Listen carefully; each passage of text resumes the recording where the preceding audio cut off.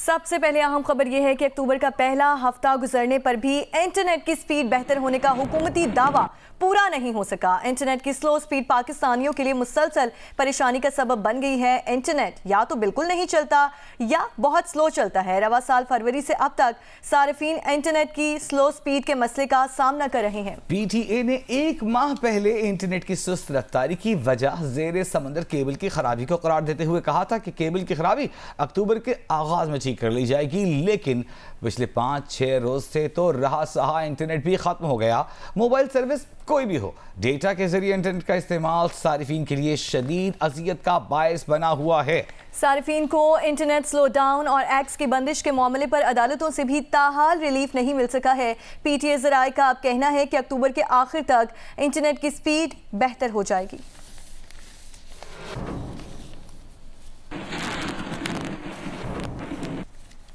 Sindh high court میں social media plate form کی بندش کے خلاف سماعت پر درخواست گزار کے وکیل نے دلائل دیتے ہوئے کہا ہے کہ حکومتی وزراء خود ایکس استعمال کر رہے ہیں، عام لوگوں کے لیے ایکس کی سہولت دستیاب نہیں ہے۔ وفاقی حکومت کے وکیل نے آج سماعت کے دوران ایکس سے متعلق درخواست سے مسترد کرنے سے متعلق جوابات کا ریکارڈ عدالت میں پیش کر دیا۔ سندھ ہائی کورٹ نے دستاویز فریقین کو فراہم کرنے کی ہدایت کرتے ہوئے سماعت 17 اکتوبر تک ملتوی کر دی ہے۔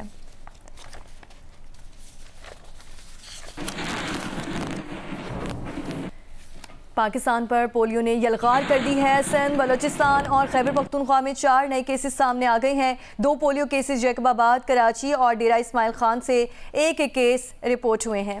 ملک میں رواں برس پولیو سے متاثر ہونے والے بچوں کی تعداد 32 ہو گئی ہے۔ پاکستانی حکام اور بین الاقوامی ماہرین نے خدشہ ظاہر کیا ہے کہ اکتوبر میں مزید کئی بچے پولیو سے متاثر ہو سکتے ہیں۔ کراچی کے ضلع ملیر کی تحصیل بن قاسم میں 72 مہینے کا بچہ پولیو سے متاثر ہوا، جبکہ خیبر پختونخوا کے ضلع ڈیرہ اسماعیل خان میں 22 مہینے کا بچہ پولیو سے متاثر ہوا ہے۔ ماہرین کا بتانا ہے کہ پاکستان میں اس سال کے آخر تک پولیو متاثرہ بچوں کی تعداد 55 سے 65 تک پہنچ سکتی ہے۔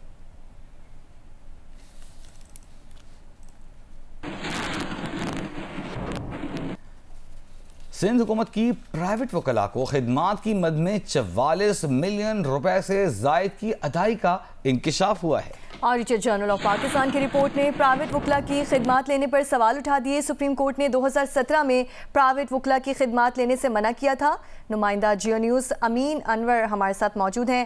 امین، کہیے گا ان وکلاء سے کیا خدمات لی گئی ہیں اور کیا ان کا کوئی ریکارڈ بھی ہے کہ کسے کتنی ادائیگی کی گئی؟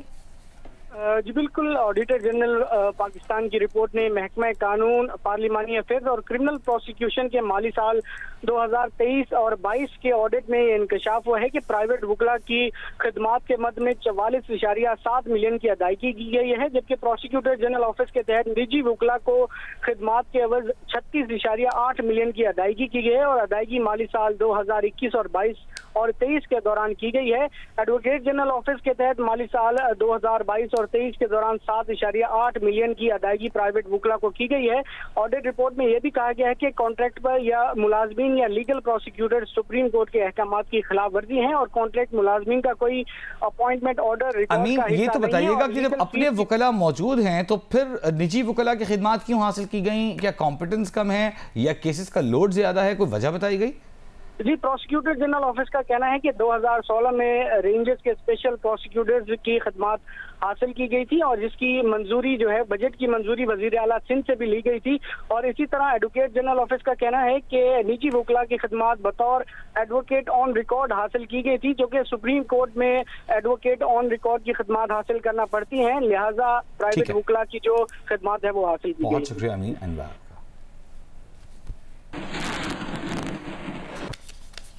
اور لبنان پر اسرائیلی بمباری کے بعد حزب اللہ کے تل ابیب میں اسرائیلی انٹیلیجنس یونٹ اور شمالی اسرائیل کے مختلف علاقوں میں فوجیوں پر میزائل اور راکٹ حملے۔ اسرائیلی میڈیا کے مطابق صرف پیر کو حزب اللہ نے 190 راکٹ داغے ہیں۔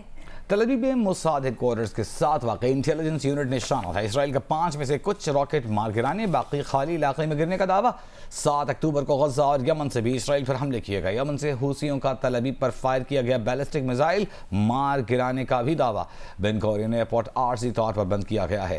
اسرائیلی فوج کا بیروت پر گزشتہ روز ہوئے فضائی حملے میں حزب اللہ کے لاجسٹک ہیڈ کوارٹرز کے سربراہ سہیل حسین حسینی کے مارے جانے کا دعویٰ۔ حزب اللہ کمانڈر سہیل حسین حسینی हिजबुल्लाह जिहाद काउंसिल के रुकन भी थे।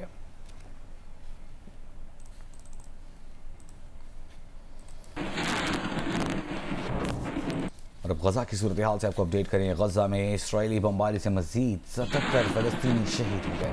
मगरबी किनारे में 12 साल के बच्चे को कत्ल कर दिया। अल खलील में तशद्दुद करके बुजुर्ग फलस्तीनी की जान ले ली गई। शहादत से कुछ घंटों कबल फलस्तीनी बुजुर्ग के इसराइली फौजियों को शेलिंग और फायरिंग से रोकने की वीडियो भी सामने आई है। तर्जुमान हमास का कहना है कि यरगमालियों की किस्मत इसराइल के हाथ में है, इन्हें महफूज मकाम पर रखा गया है। हमास सरबराह याह्या सिनवार का कतर से राब्ता बहाल होने की इत्तलात इससे पहले कत्ल की अफवाहें थीं।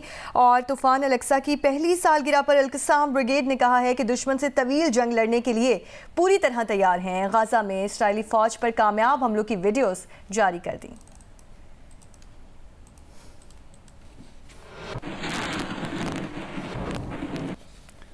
हंसता बसता गजा, सड़क पर दौड़ती गाड़ियां, बुलंदोबाला इमारतें, स्कूल, कॉलेजेस, बच्चे, बाजारों और दफातर में मशगूल लोग। एक साल पहले ये मंजर था, मगर अब ऐसा कुछ नहीं है। इसराइल ने दूसरी जंग अजीम में इस्तेमाल बारूद से ज्यादा बॉम्ब बरसाकर सारे का सारा गजा खंडर बना दिया, जिसकी तामीर नौ में शायद दुहाइयाँ लग जाएंगी। जंग से पहले और बाद के गजा का मवाजना पेश करते हैं। ये मनासिर इंतहाई दर्दनाक हैं। आइए आप देखिए। चीन के एशिया इकनॉमिक डेवलपमेंट एसोसिएशन के वफ़द का ICSFC का दौरा। SIFC हुक्काम ने पाकिस्तान में सनती तरक्की के इम्कानात और सरमायाकारी के मौक़े और नुमाया ख़ुसूसियात के बारे में ब्रीफिंग दी है। वफ़द ने सनअत, बैंकिंग, दिफा, तवानाई, ज़राअत, लाइव स्टॉक, आबी ज़राअत और सेहत की देखभाल समेत अहम शोबों में सरमायाकारी के लिए दिलचस्पी का इजहार किया।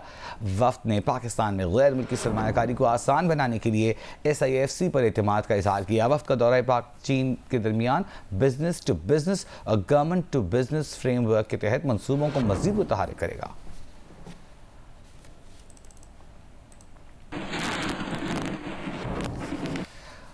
अहम खबर आपको देंगे। इस्लामाबाद एयरपोर्ट के आउटसोर्सिंग के लिए टेंडर के लिए तुर्किया की कंपनी की दस्तावेज और बोली को तकनीकी तौर पर मंजूर कर लिया गया है। इस्लामाबाद एयरपोर्ट के लिए तुर्किया की कंपनी के दस्तावेज की जांच पड़ताल करने का सिलसिला भी शुरू कर दिया गया है।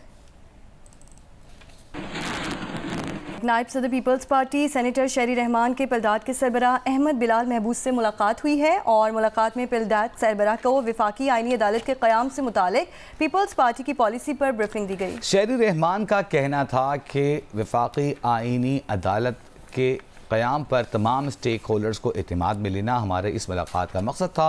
Chairman peoples party Bilawal Bhutto Zardari की हिदायत पर तमाम सियासी जमातों, वकीला, तंजीमों, सिविल सोसाइटी और मुतल्लिक़ा निजी इदारों को ऑन बोर्ड ले रहे हैं।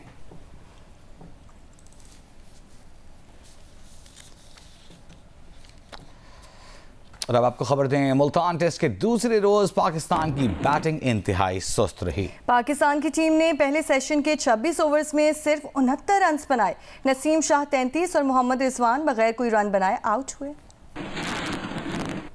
पाकिस्तान ने 6 विकेटों के नुकसान पर 408 रन बना लिए।